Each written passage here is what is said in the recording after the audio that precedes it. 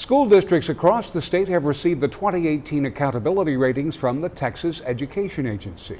But the local American Federation of Teachers Union is not happy with this type of grading for districts. Our Michelle Pedraza joins us now live with more in tonight's top story. Michelle.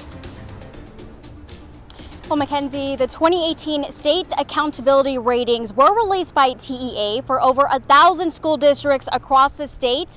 It's based on an A through F scale, and it reflects three things: how students perform on standardized tests, how they improved on the tests, and performance among student groups in different racial and socioeconomic backgrounds.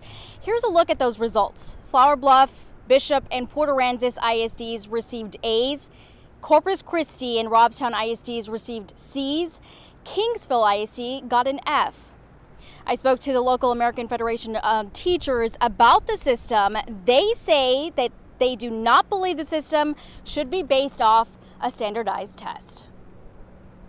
No one realizes that CCISD is a huge school district, and they have made significant gains. They went from 18 improvement needed schools to 0 schools in need of improvement. They went from 42 to 47 campuses of distinction.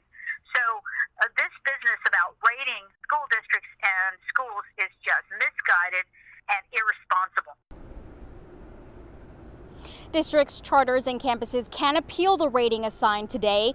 TEA will release the final 2018 ratings based on the outcomes of the appeals in December. And we did reach out to Kingsville ISD about the accountability rating their district received, which came out to an F, but they have not yet gotten back to us today. For now, reporting live in front of CCISD headquarters, Michelle Pedraza, 3 News.